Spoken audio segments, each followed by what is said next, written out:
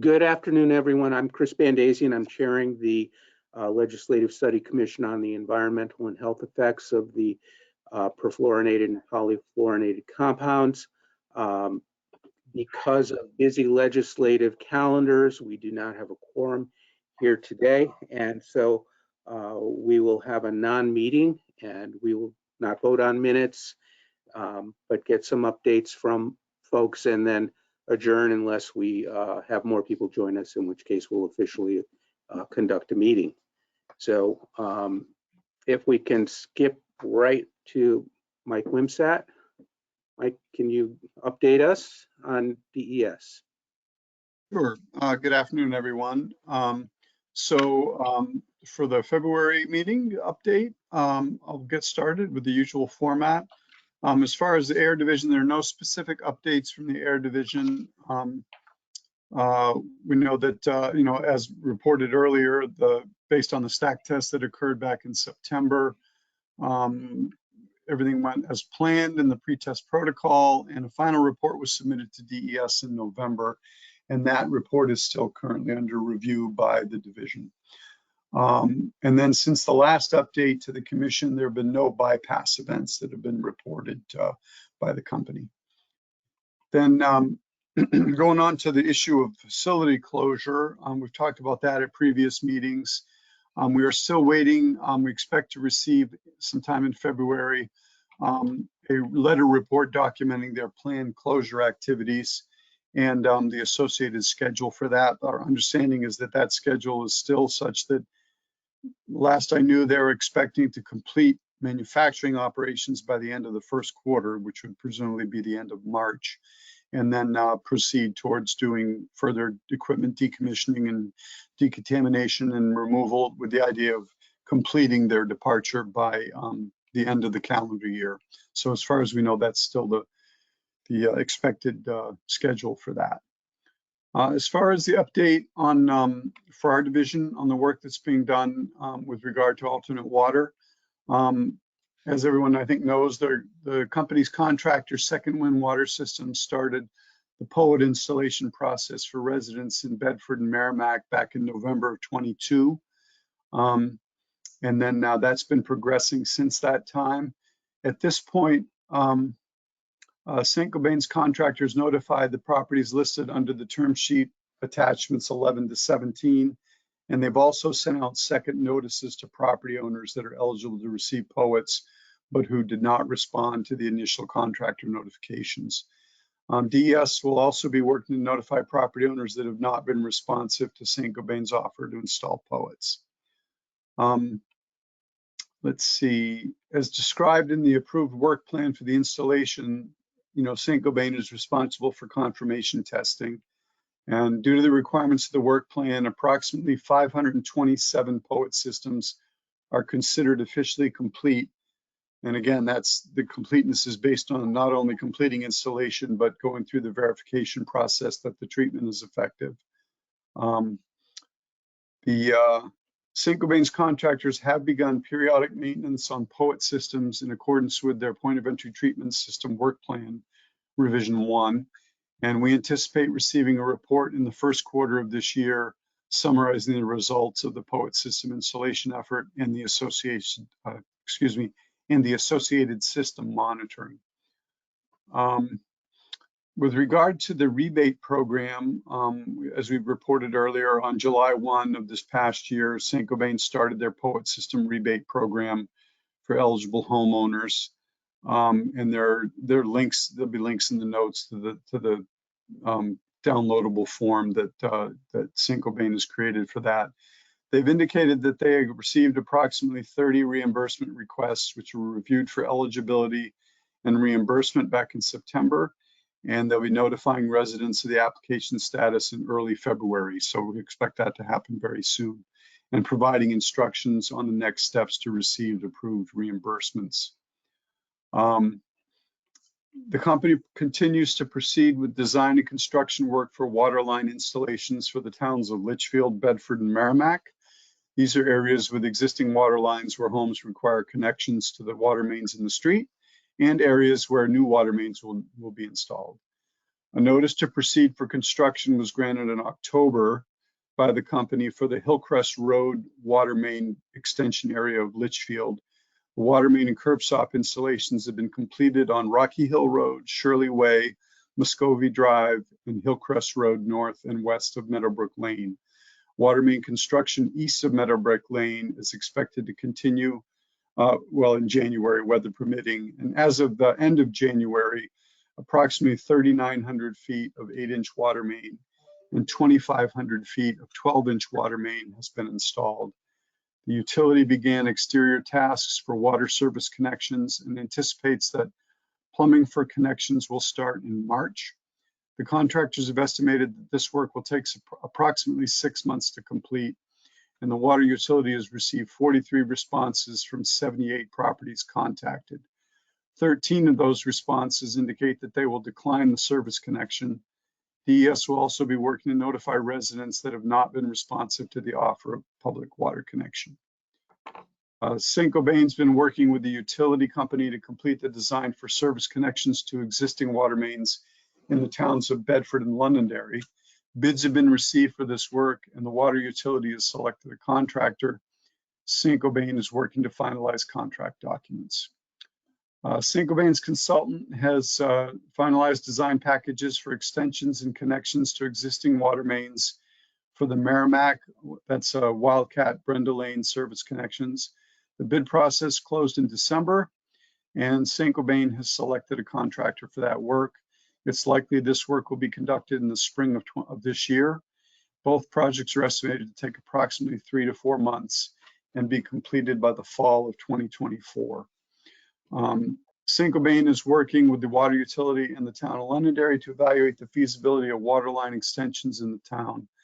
Conceptual design was completed by the utility on behalf of Saint-Gobain at the end of April of last year.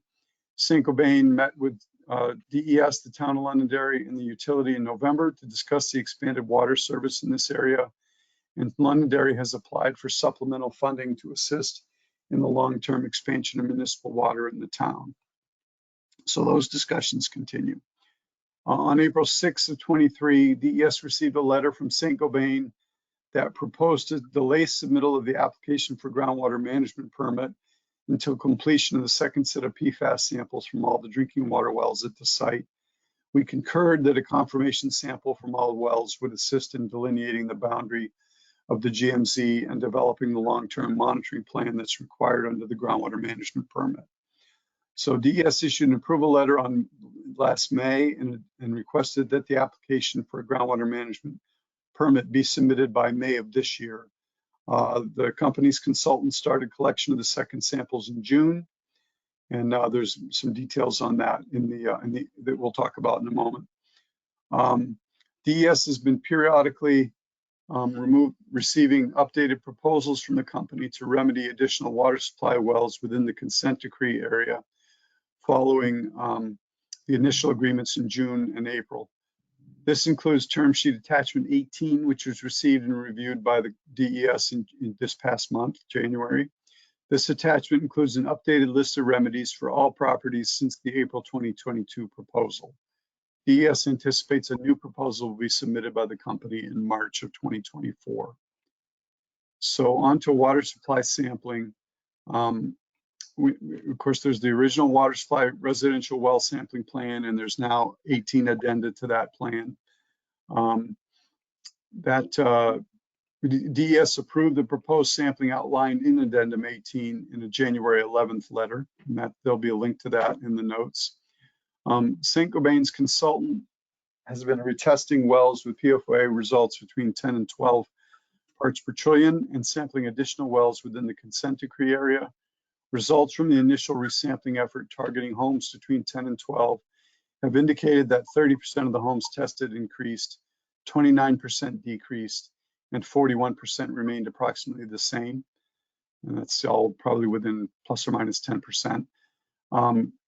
Their consultants started the effort to collect the second set of samples from all wells previously sampled only once that exhibited results from below the detection limit to 10 parts per trillion. And as of February 1st, second samples have been collected from approximately 1,131 properties, which represents approximately 95% of the targeted properties for resampling. Laboratory analytical results for the second samples from properties that exhibited results, again, from below the detection limit to 10 parts per trillion, have indicated that between 5 and 10% of these resampled properties have exhibited exceedance of a drinking water standard. These properties have been issued bottled water eligibility letters. So for previously unsampled wells within the CD, we've been consistently expressing a need for an additional sampling addendum to complete sampling of all the water supply wells within the consent decree area. In a letter dated June 22nd of last year, DES required that SG complete the sampling of all water supply wells located within the outer boundary of the consent decree. Saint-Gobain has not agreed to conduct the sampling of all the remaining water supply wells. We met with them and their representatives in August and in December on this subject, and the outcome of those meetings was that Saint-Gobain will not deviate from their current methodology of only expanding sampling to locations within 500 feet of an AGQS violation. Saint-Gobain submitted sampling addenda 18 on January 8th, which expanded sampling to just a small number of properties consistent with that methodology. So at this point, DES is proceeding with completing the sampling of the remaining homes within the outer boundary of the consent decree that Saint-Gobain has not offered to sample. We anticipate it will take approximately 3 to 4 months to complete this effort, and we made it clear to the company that DES intends to recover its costs for the allocation of resources necessary to complete that work. So we'll keep you updated on the progress of that work as it progresses. So as of February 1st, and this has been updated to reflect the Addendum 18 submittal, 3,867 properties identified for sampling. That's 22 more than the December report. 3,855 access agreements have been sent with a return rate of around 70%. 2,473 samples collected from water supply wells, and that's 7 more than the December report. And 1,131 second samples have been collected from water supply wells. And that, again, those are second samples, and that includes 960 collected since June of 2023. And to date, 1,121 properties have been offered bottled water, which is the same as the December report. Excuse me. So lastly, for site investigation, our remedial action plan was submitted to DES in May of 2023. We met with the company and their consultant in June, and they've decided to submit a RAP addendum following those discussions. DES met with Saint-Gobain and the representatives this past December to discuss the contents of the RAP addendum, which was submitted today, February 9th. DES will review the RAP addendum and provide comment. And then appended to the notes that I'll provide include the usual graphics for showing the progress of remedy implementation. And for POETs, it's looking pretty good. On average, we're looking over, in aggregate, about 73% of the properties proposed to receive POETs have had them implemented. That represents about 62% of the Merrimack properties, 78% of the Londonderry properties, 80% of the Litchfield properties, 75% of the Hudson properties, and 71% of the Bedford properties. And then those are just displayed as both bar charts as well as some other way on a per town basis, showing how those are progressing. So that's it. I'm happy to take any questions. And I just want to note for our record that as of 2:23, we did achieve a quorum. So we're now an official meeting. Great. Questions for Mike? Rosemary. Yeah, and my apologize to the commission. I was held up in another meeting, so I'm very sorry. Mike, thank you for your report. I'm very concerned about Saint-Gobain's continued denial of taking responsibility for that additional testing within the consent decree. And I'm glad that DES is going to go ahead and do it and try to recover their costs. But by the time that happens, that's going to really be over a year after, that June date. And I was just wondering, does the state have any recourse in the court, since it appears to be a violation of the consent decree? Does DES have any alternative in the courts to seek remedy? Yeah, I mean, I think there are a lot of options available to the agency. They're just not things that I could discuss in a meeting like this. But the answer is we do have options. Yeah, totally understand. I just wanted to know that. I'm very discouraged to hear about that. I very discouraged. And then, Mr. Chair, if you don't mind, another question. So I think you mentioned, Mike, that there are like 1,100 or so people on bottled water now, which is. No, I think that's the total number of people offered bottled water. So obviously, of those, many have received their POETs or their water line installations, and they're now with a permanent remedy. Okay, how many people now, or how many people are on bottled water right now that they don't have POETs and they're not connected to municipal water? Yeah, I don't know the answer to that, but I could find out. And do you happen to know, or even an educated guess about how many, like how people, if a family's been on bottled water, who's been on it the longest? Like, what's the longest term? It's like somebody been on it now for like 3 years. I suspect there are some people in that category, yes. I would be very interested to know how many and where they are. I find that situation to be unacceptable, and I don't know. I think I'd like to follow up somehow. I don't know how yet, but I think it's unacceptable to have a family being on bottled water for multiple 3+, 4+ years. Okay. Thank you very much. And again, I'm sorry for my lateness. Perfectly understandable. We have many people in your situation. Yeah, I know Representative Murphy is still in a committee too, so hopefully she'll wrap up and join us. Right, Gary, sorry. Yeah, thank you, Mr. Chair. Just in terms of it seems like if I get the numbers about right, about 70% of those who have tested positive have taken advantage of either bottled water or other avenues. If the other 30% have been connected or contacted, do we have any sense of why they're not participating in some way? That seems like a pretty large number. It's just that they don't respond to further inquiries or they refuse. Do we know that the 30% just refuse bottled water or anything else? Do we have any idea what that 30% looks like? Some of those may well have received bottled water, but keep in mind the access agreement is when the company sends a,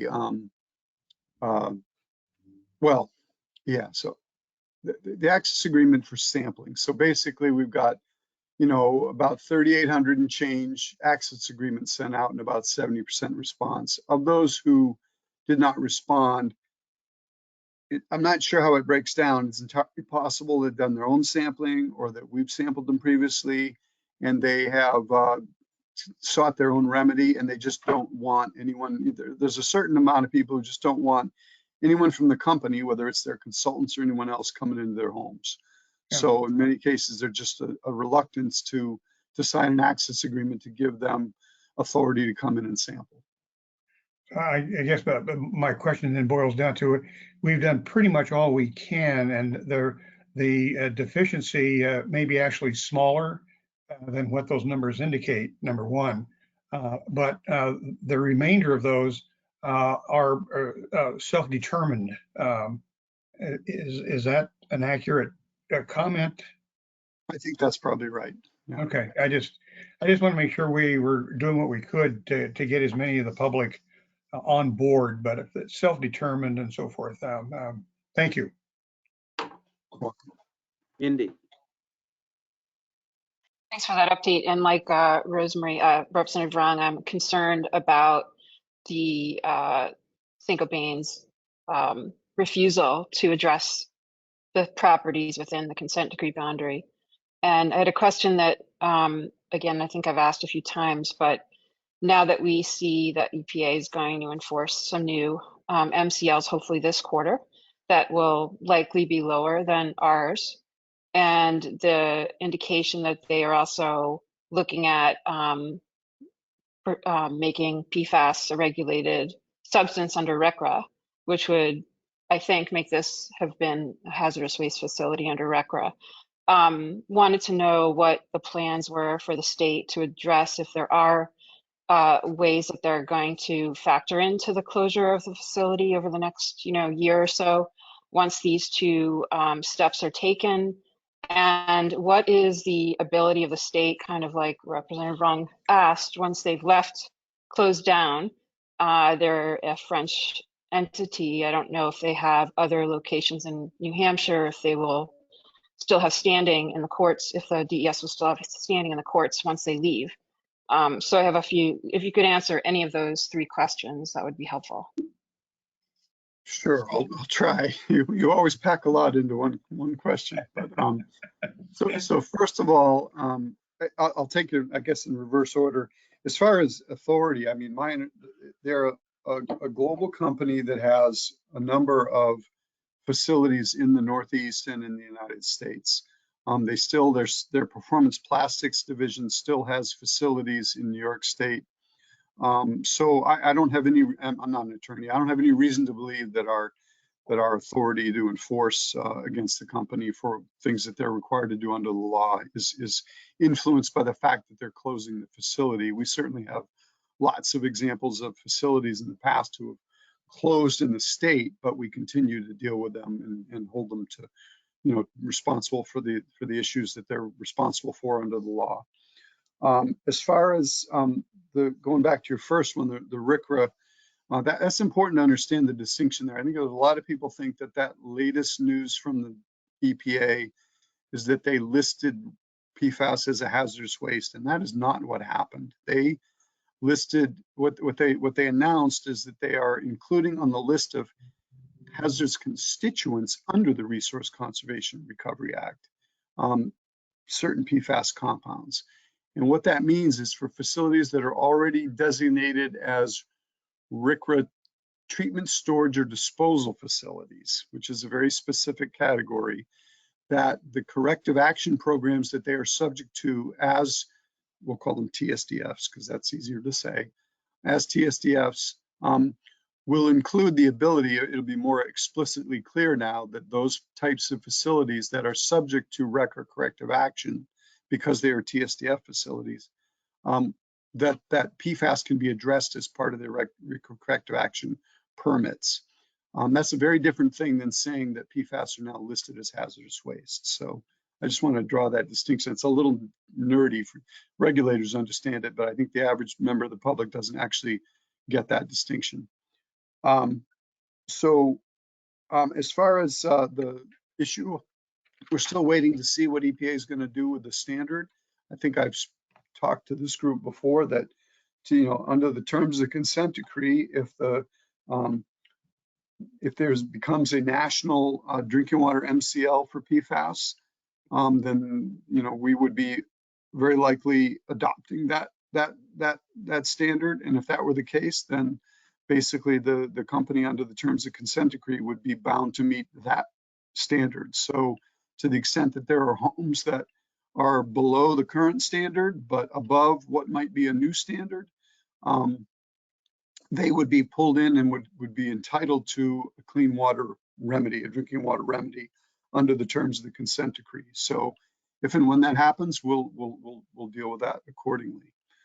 And then I guess the rest of your question was about how any of this might influence the closure of the facility. At this point, we see we've talked with the company and met with them. We've gone and toured the facility with a number of our programs, and we believe that based on what they've submitted so far, we're encouraged, but we're waiting to see in writing what they told us verbally. But at this point, we're going to continue to watch and make sure that when the facility is closed, that it's properly decommissioned and decontaminated, so that it could be presumably, used by another another property owner or another tenant for some purpose. Go ahead, Mindy.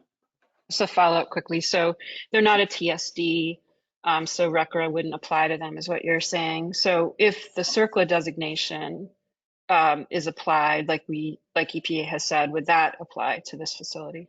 It doesn't matter for them. They're not a TSDF. TSDF basically is a facility that is permitted to either treat, store, or dispose of hazardous waste, and they were not in that category.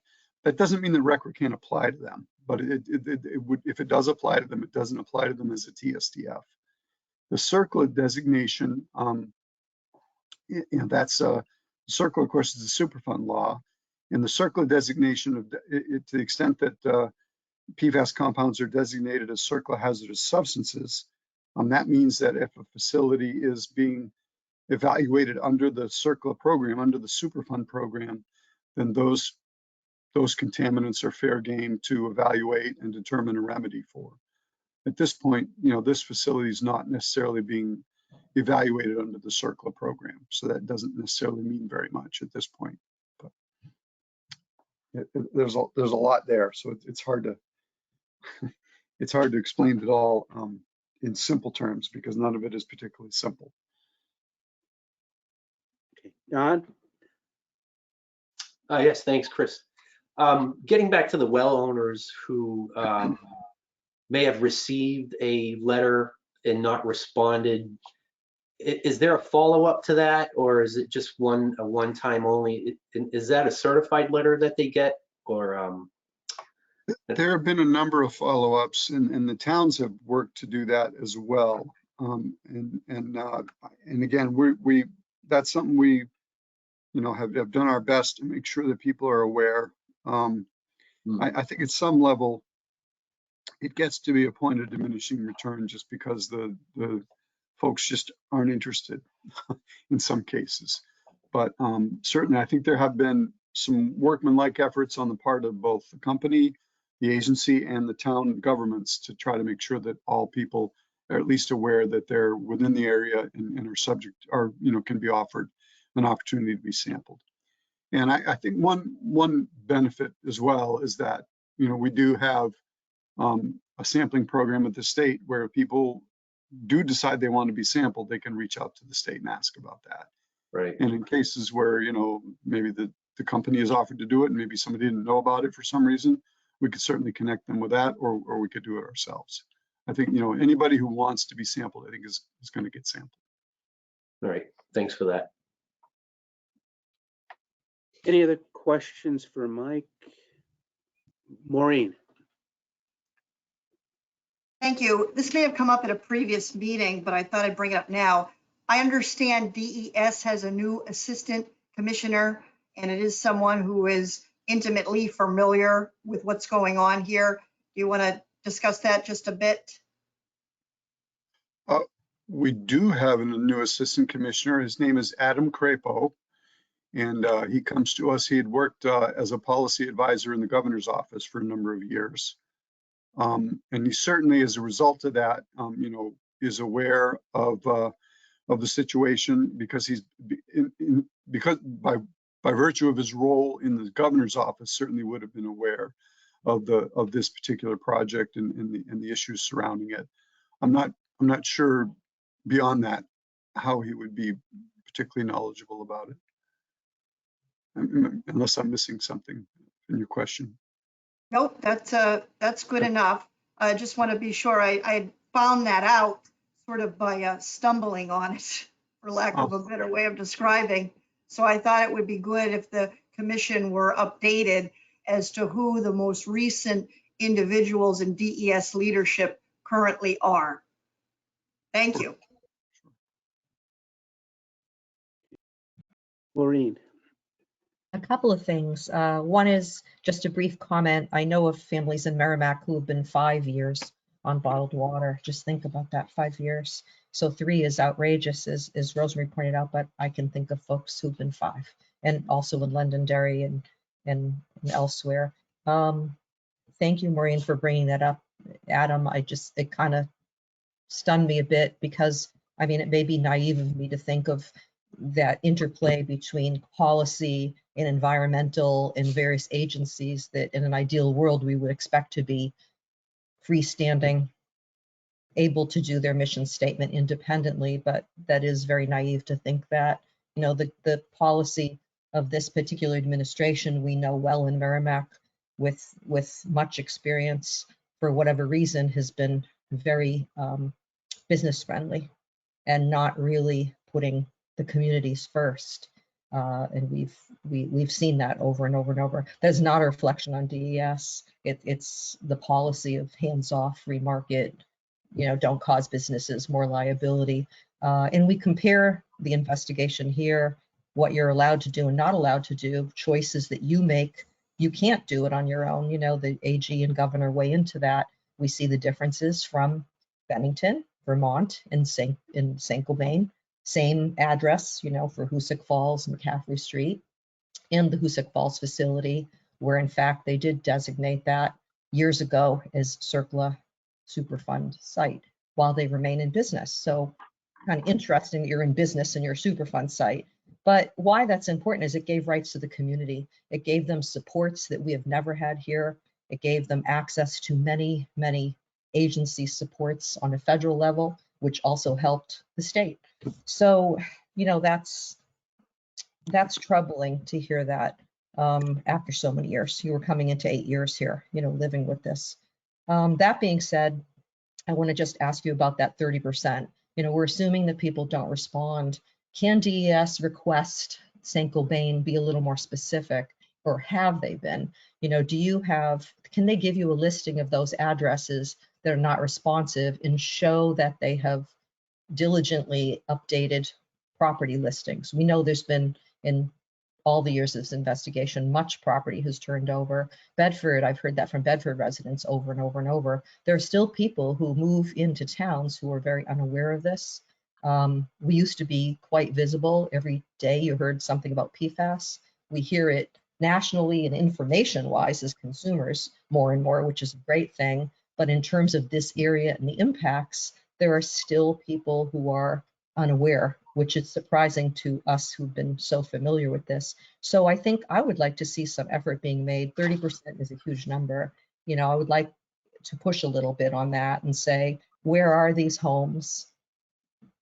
Who did you mail this to? And can you, at this day and age, before you kind of close out that 30% and just accept it, verify that you have the most recent property owners that received those letters? I would like to see that. Is that possible? Is that an ask that DES Yeah. can do? I'm sure we have access to that list, and I'll look into that and see, you know, what the latest, you know, where we're at in terms of re-notifications, and certainly, you know, to the extent that updated notifications could be made or updated property owner lists, then that could be helpful. We could certainly pursue that. And is my understanding correct that despite whatever federal has done, you know, hazardous substance designation is really important and validating to all of us in communities, but it doesn't necessarily change a state mandate to act, because currently without the designation, you know, New York has said, yes, it is, and we determine it as such. Without the federal, Saint-Gobain, as you know, pushed back on that, sued them, and the state prevailed and held without federal backup. So the states are free to go above and beyond federal or not. Am I correct in that? So it really is you don't have the power. When I say you have the power, I know you don't have the power, but we as a state entity certainly have the power to do more and ask for more and designate more. Virtually everything that the agency has done with respect to this site has stemmed from state law, not from federal law. Right, and it is a policy. We had to. We took the lead because it's, you know, with the exception of the last couple of years, the federal government really was not acting on this. So For decades. we used state law authority to do virtually everything we've done.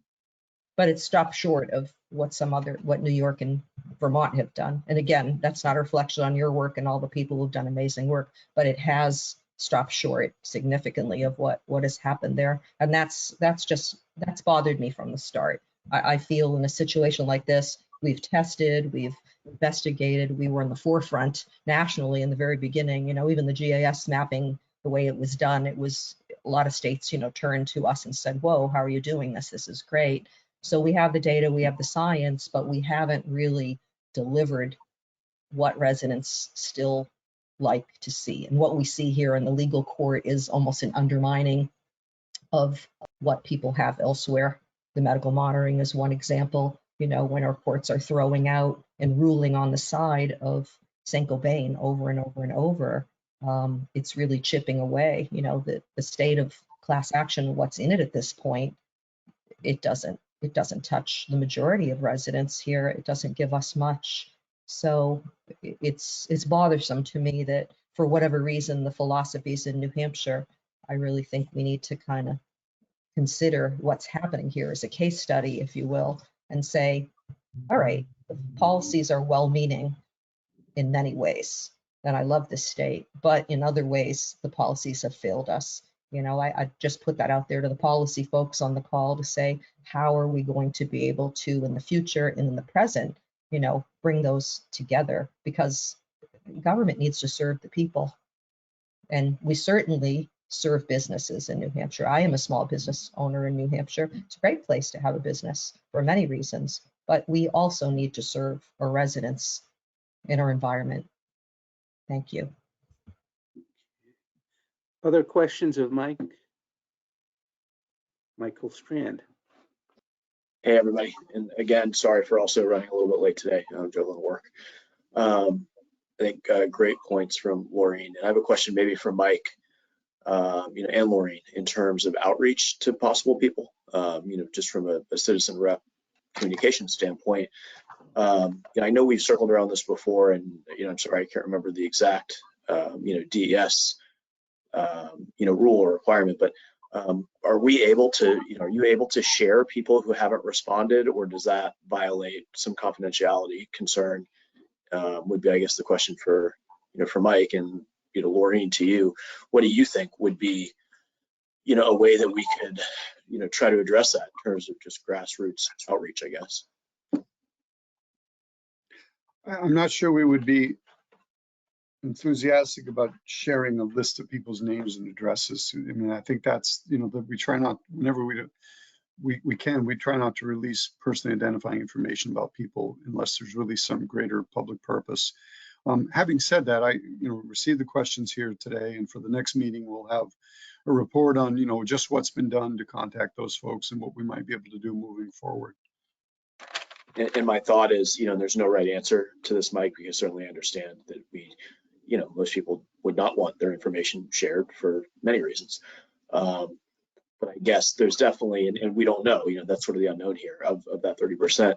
We don't know how many, potentially don't care, which, we would think is unlikely, for anyone who had access to all the information, or B, was overwhelming or confusing, or C, it seemed potentially foreign because they were getting a notice from a company they didn't know, or the state, which can be intimidating to people. And so my thought is, even if there's 5-10% of that 30%, that fall into maybe that, second or third box, they might be more willing to be, might be responsive or genuinely want remediation or want more information if, somebody in their community was reaching out to them, I guess, and it was a little more accessible, if that makes sense, which is not any fault of DES or any of the efforts that were made, just, I think, human psychology probably.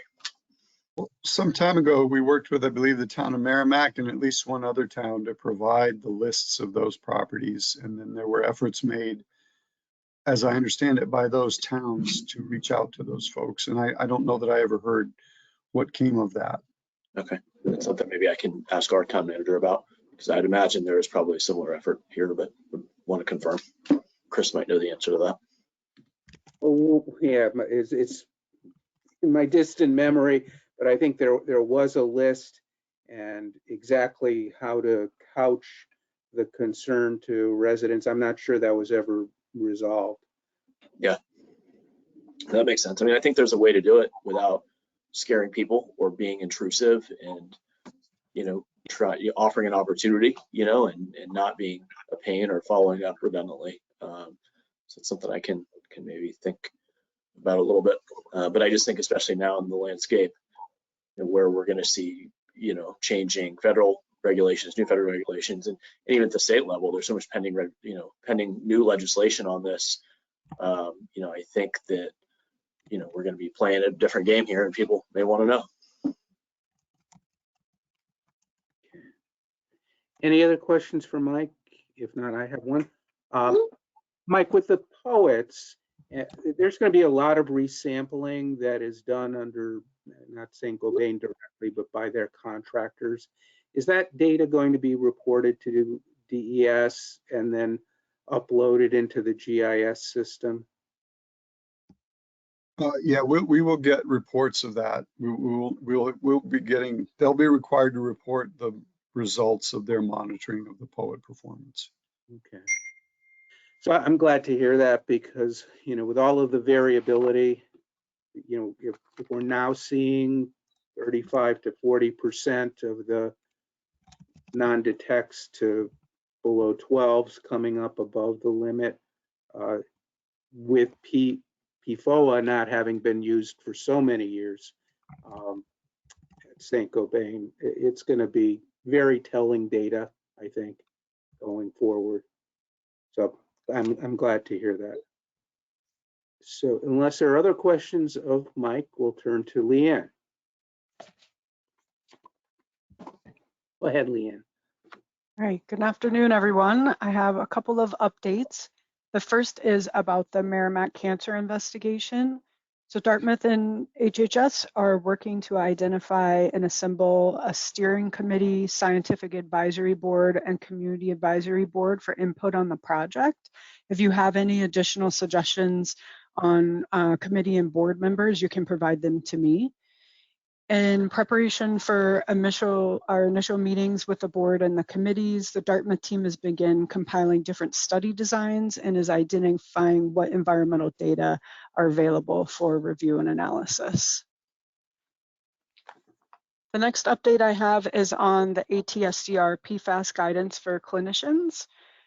The updated guidance was provided and released on January 18th, 2024. And in my update, I have a couple of links to that guidance. There's a website and then also a separate PDF fact sheet.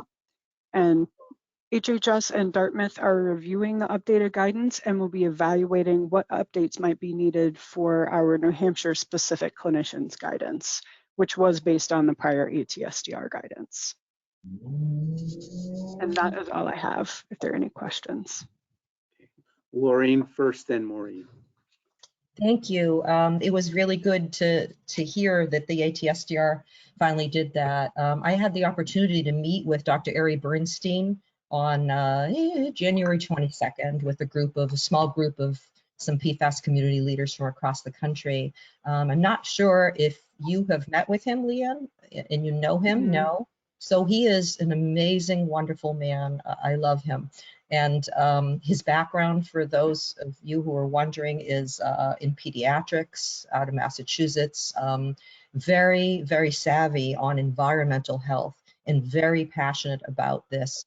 So we gave some comments on, this that he's taken under advisement. It was a very good meeting. And what really impressed me is when you meet with someone in this capacity, they can listen. Maybe they can tell you, oh, things move slow. Oh, this is, the stuff that we hear, we just go, ah. But what he said is at the end, he said, I'd like to have a follow-up meeting next month, and I'd like to continue to meet and share what we're doing and consider this a work in progress. It was really wonderful to hear that from a person in those positions, as you know, are very important, but they're also so removed from the ground, right? From where we live, work, eat, and play. So one of the things that he said is they have a goal of streamlining. He was talking about access, and this standardizing of PFAS testing. Here in New Hampshire, as you know, we do have insurance capabilities for most of them, not all, to bill for PFAS testing. That's not the case everywhere. He's talking about a partnership to streamline with Quest, because they do have a standardized testing. So if that is offered, so there's a whole new approach he had that I thought you guys would be interested in, whereas Quest can offer this, and what Quest does evidently gets put out there to medical practices. So it's almost advertising, if you will, and then they see it, and that's another way for them to say, oh, that's available. So he had all these alternative ways of approaching this that weren't just captured by that document. In the document, it really doesn't mandate, it doesn't come out and say you should have your blood tested. And a lot of people across the country pushed back a little bit and asked about that. He was able to explain himself, and he said, what we are really trying to say there is you would consider this if people have been exposed, consider where they live, consider their history. So they're not mandating that this be done, but they're what he's doing or what he's attempting to do. I don't think the language in that document quite gets it, but maybe when you take it back to the team in New Hampshire, maybe we could nail it. So what the attempt is to communicate is to guide physicians to think about what their clients have experienced, what their exposure has been, where they've lived, and then make a decision based on that. And when he said that, I got it. I thought, your guidance is going out to the whole nation. Not every community is equally impacted, and maybe people have had background, I don't want to call it background exposure at this point. It's everywhere, right? Every time you turn around, it's another item that has PFAS in it that everybody uses. So it's pretty stunning. So he is accessible and he is very willing. I would suggest that you have the team, the New Hampshire team, whoever you deem, give him a call, have a meeting with him and hear what he's thinking. He has all kinds of ideas of how to engage and how to communicate. And this issue, as we know in New Hampshire for years, how do we engage the physicians, right? And how do we build awareness and make sure they're getting it? And we've done this, we sent letters out years ago and that didn't work. He has some phenomenal ideas that I think it would be just very, very helpful for you to have. And I'm just very, I don't even want to say I'm cautiously optimistic. I think I'm optimistic and very, very pleased with what I heard. And the fact that the follow-up is going to be there is really good for implementation, that it isn't like we did an update, it took us several years, don't bother us for 4 more. I didn't get that impression. So reach out, and anybody wants more about that, anytime, reach out to me and I'll let you know how those talks are going. But good stuff. Thank you. Maureen. Good. Thank you. Thank you for taking my question. You mentioned a committee and names. I do have somebody in mind, but I'm just not sure if this is a fit or not. Is there a way to get a description of what exactly the committee would do and the duration that perhaps I could, run by this person, or you could just tell me and I could see if the person I have in mind is a good fit for the committee? Sure, I can follow up and send that information to you. So there's 2 different committees, 2 different boards. The Scientific Advisory Board is really going to be looking at the technical aspects of the project and providing input on that. And then there's a Community Advisory Board that's really going to be focused on getting community input on the study, but also providing updates to the community. So those are just kind of broadly what those groups are. But I can also send along a description via email if that's helpful. I'm also happy to have a separate conversation if you want to reach out and we can talk more. That would sound great, and then I could run it by this person and see if it's something she'd be interested in. Thank you. Okay. Leanne, if you could share that with me, I'll send it to the whole commission. Okay, will do. Thanks. Gary, did you have, you were nodding. I don't know if you had anything to say. No. Okay. All right. Anything else for Leanne? All right. Representative Mooney, can you give us our update on legislation? Okay, thank you very much, Mr. Chair, and good afternoon. My legislative report is going to be in 3 categories. So the first is if the bill that we are tracking has had its hearing already. The second is if it has not had a hearing scheduled.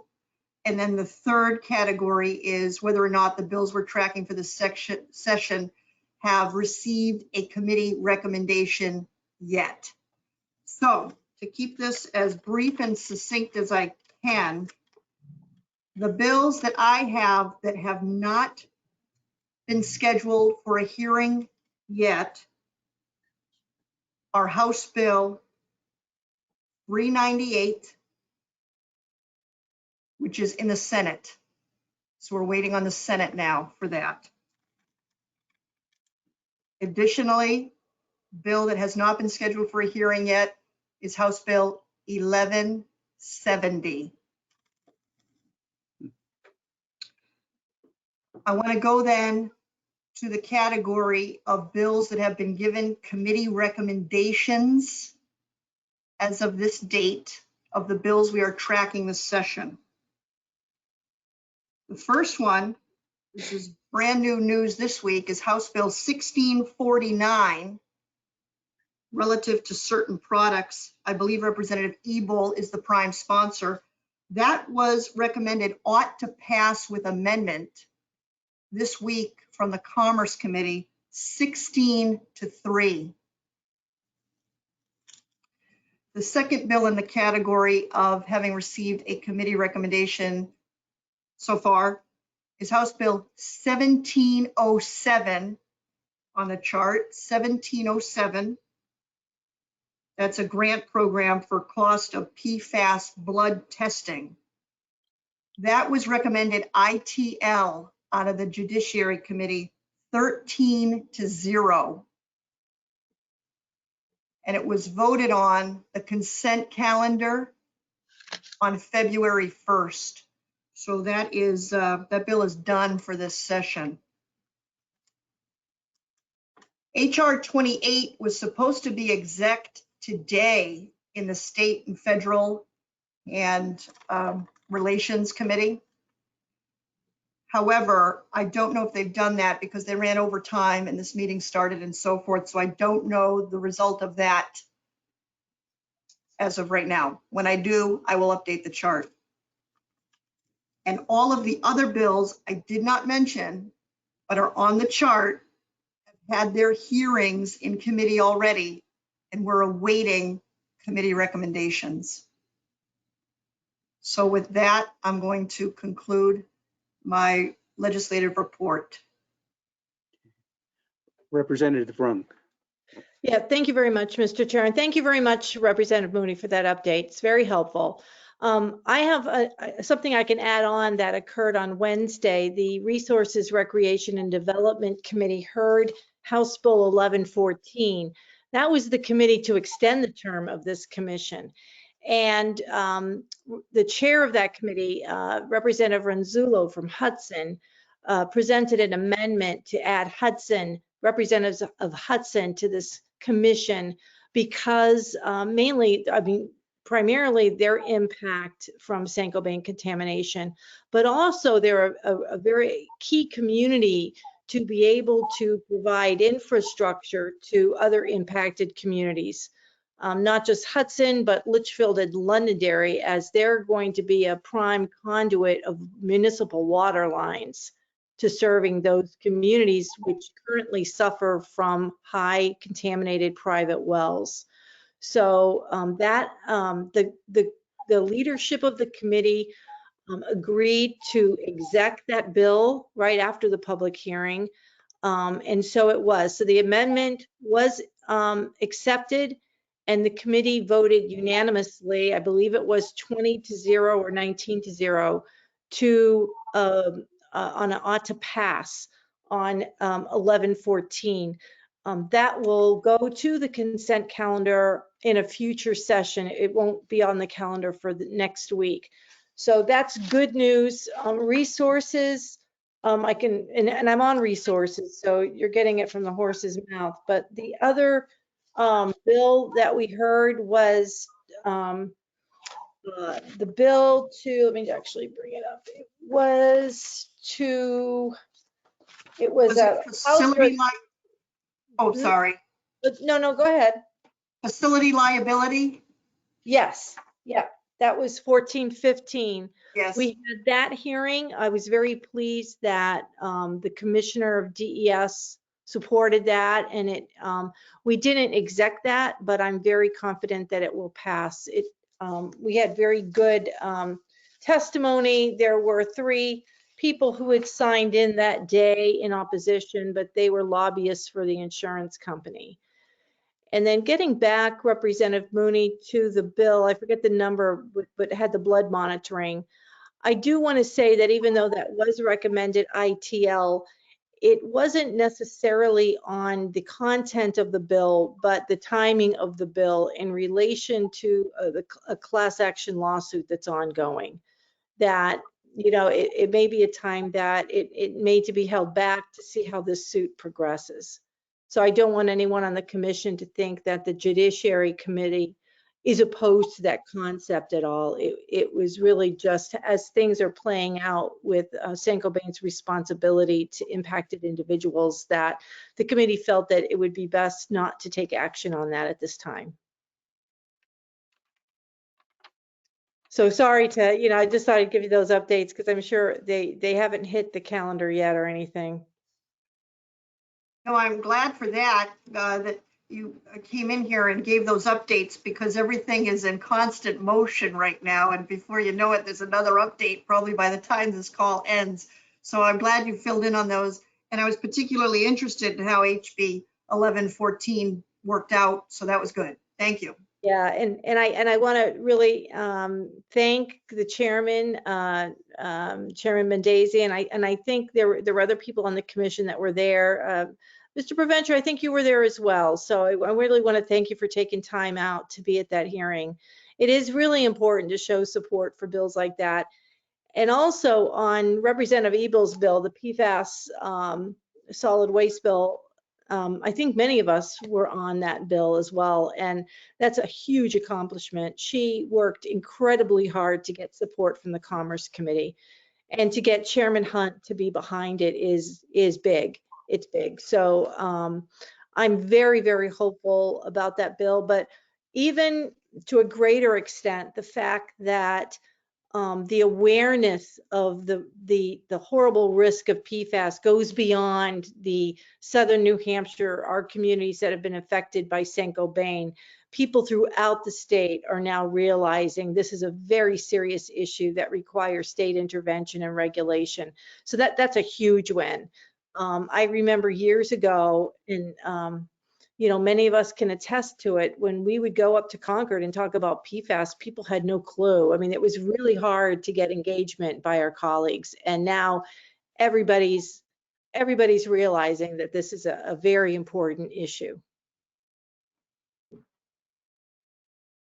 Maureen, go ahead. Hi, thank you so much to everybody up there in Concord. It's great. I've given written testimony and signed in support for all of these bills. Just a couple of comments as to the PFAS blood testing bill. If any of you or your colleagues are on that committee or know someone on that committee, that explains, Rosemary. I was a little confused on that outcome, and now I understand it. The committee may not realize that in the legal action that's there, this avenue for blood testing and monitoring is DOA. It's gone. It's not there. So maybe that's helpful to them if they understand that that has been taken away. That right, in my opinion, it's a right, has been taken away by the court ruling in New Hampshire to not allow anything like that as that moves forward. So that would be just for them to look into that and educate themselves. Maybe they can, because I think the intent in that law was to do that. I think this particular bill was moved forward, my understanding was, to kind of try to right that wrong, or at least part of it. So maybe they didn't realize that. The other one is just a comment for people at FYI, anybody who's engaged in the policy, and it's great. As I watch some of these videos, to see the level of education in House committee members, the comments, the questions, and the statements they're making is just so informed and confident. It's, as you said, Rosemary, in the beginning of this, wow, when you had information and you shared it, other people had no point of reference for it, right? They're sitting there trying to get their head around it. So in terms of the 1649, the product bill, that's amazing. That's very exciting. We've worked hard on that. The amendment issue is a little tricky. So I think it's happening elsewhere. They're having these discussions. There is kind of a little bit of a playbook for carve outs and exemptions and a backdoor way to get it or a strong definition of PFAS in New Hampshire. So for those of you in office, again, inform your colleagues and committee members, be very careful. There seems to be, you know, this whole new class of the, like even things related to HFOs and things that are clean energy is very important. And there are substitutes. So there's two schools of thoughts nationally, and one is great for me, but it may be a little too progressive for New Hampshire or maybe for any state. And that one is, if we legislate this stringently and properly, we will guide the rollout of the future, and the technology and the substitutes are there. We do not have to have these chemical mixtures in some of these clean energy. It's there. The substitutes are there. So it can be done, because if we don't do that, down the road, we're going to be dealing with all this stuff.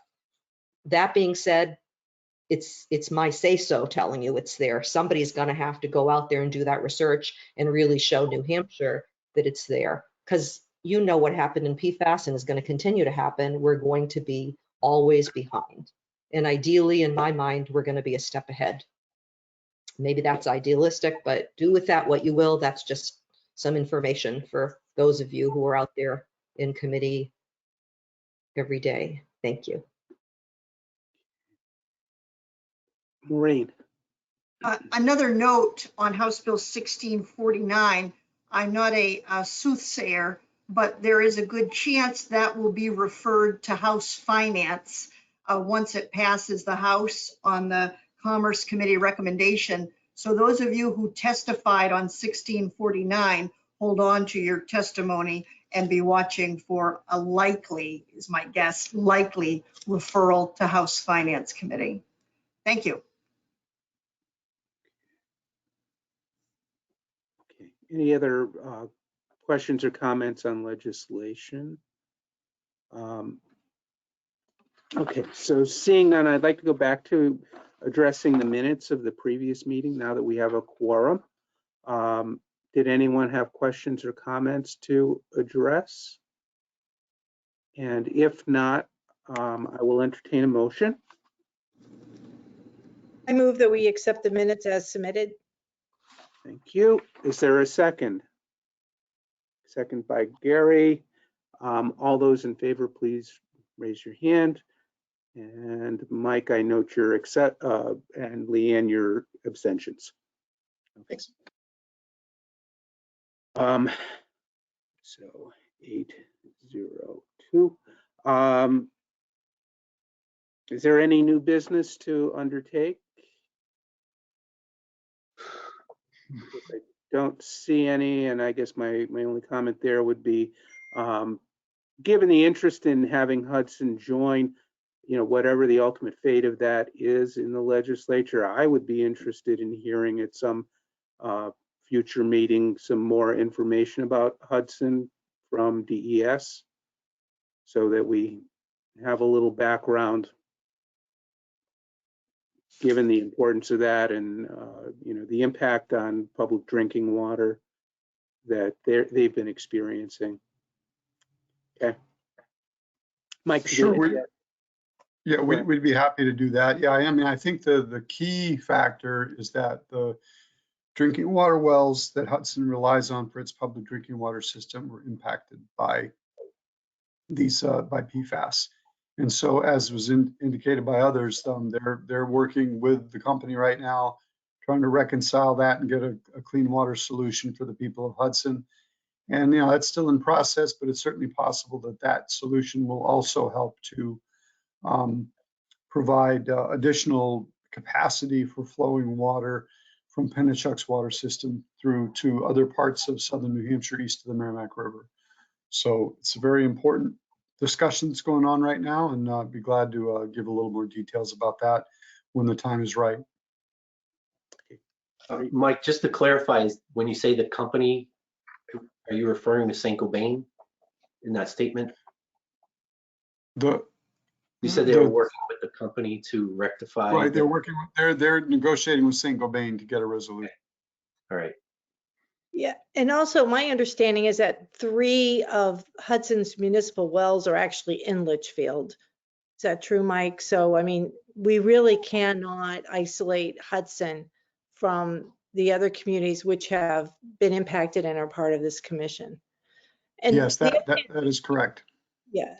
And then one other thing I just want to mention, I just got a message from Representative Murphy. She's on this meeting. She just can't seem to connect. She's in her car, so she's listening in. I just wanted to make sure the minutes note that she was listening into the meeting.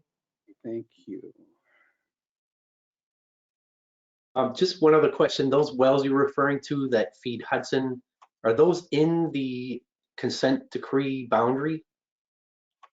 Do you know? Yes, that's correct. Okay, thank you. Okay. Any other questions or comments? Okay, seeing none, I'll take a motion to adjourn. So moved. And is there a second? Second by Don. All those in favor, please raise your hand. All right. Okay, that is unanimous. So thank you, everyone. Have a good weekend and rest of the month. We'll see you next month. Thanks, Chris. Thank you.